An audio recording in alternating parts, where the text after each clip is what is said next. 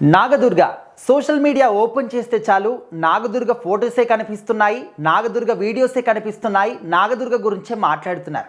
మరి నాగదుర్గ ఎవరసలు, తన గురించి ఇంత గొప్పగా ఇంత వైరల్గా కంటెంట్ ఎందుకు క్రియేట్ అవుతుంది అని చూసుకుంటే, Nagadurga Telangana folk dancer. Telangana folk సాంగ్స్లో ఎక్కడ చూసినా కూడా నాగదుర్గ ప్రత్యేకంగా కనిపిస్తుంది. ఎందుకంటే తను ఏ సాంగ్ చేసినా కూడా మిలియన్స్ కొద్ది వ్యూస్ రావడం అనేది తన ప్రత్యేకత.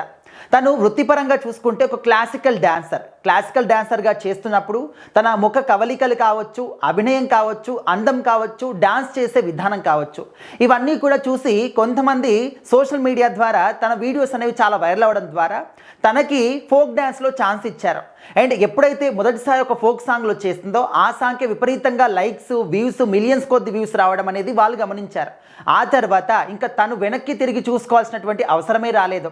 అలా అని తన యొక్క క్లాసికల్ డాన్సర్ వదిలేసిందా అంటే లేదు, అక్కడ క్లాసికల్ డాన్స్ని కంటిన్యూ చేస్తూ ఇటు ఫోక్ డాన్స్ని కూడా కంటిన్యూ చేస్తూ వచ్చింది.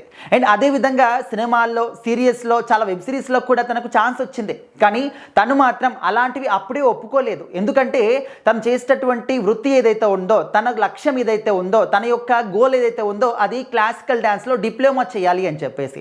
సో ఆ విధంగా డిప్లొమా కంప్లీట్ చేసేంత వరకు కూడా పెద్ద పెద్ద సినిమాల్లో ఆఫర్లు వచ్చినప్పటికీ, ఆఖరికి పవన్ కళ్యాణ్ గారి సినిమాలో ఛాన్స్ వచ్చినప్పటికీ కూడా తను మాత్రం వదిలేసుకున్నారు.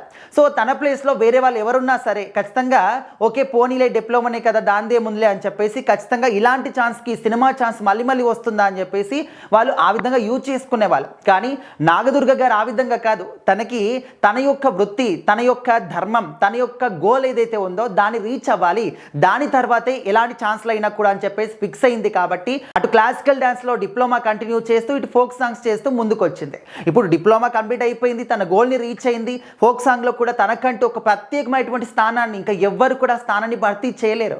సో అదేవిధంగా ఇప్పుడు వెండి తెర పైన కూడా అడుగు పెట్టేసింది. ప్రియదర్శి గారి కాంబినేషన్లో మెయిన్ లీడ్లో నాగదుర్గ గారు ఇడుపు కాగితం అనే సినిమా కూడా చేస్తూ ఉన్నారు.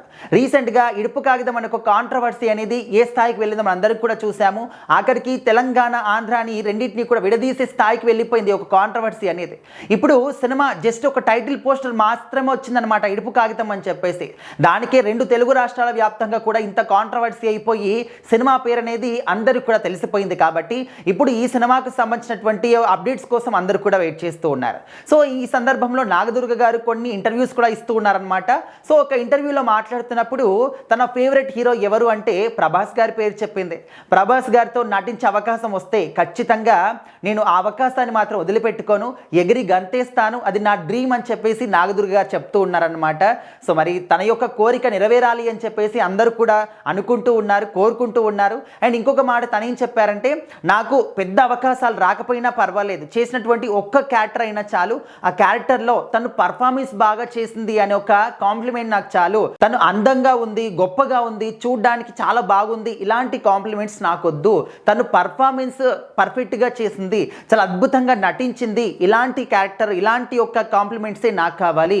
ఆ విధంగా అందంగా ఉంది అని చెప్పేసి 100 ఛాన్స్లు వచ్చినా కూడా నాకొద్దు, పర్ఫార్మెన్స్ బాగా ఉంది, తను బాగా అద్భుతంగా నటిస్తుంది అని చెప్పి ఒక 10 సినిమాల అవకాశం వచ్చినా, 10 అవకాశాలు వచ్చినా కూడా నాకు చాలు అనే విధంగా తన యొక్క గొప్ప మనస్తత్వాన్ని చెప్పింది అనమాట నాగదుర్గ గారు. సో మొత్తానికి ప్రభాస్ గారితో ఛాన్స్ వస్తే ఎగిరి గంతేస్తాను అని చెప్పేసి ఒక నాగదుర్గ గారు చెప్పినటువంటి మాటలు ప్రభాస్ గారి ఫ్యాన్స్ అందరూ కూడా వీడియోలు షేర్ చేస్తూ ఉన్నారు.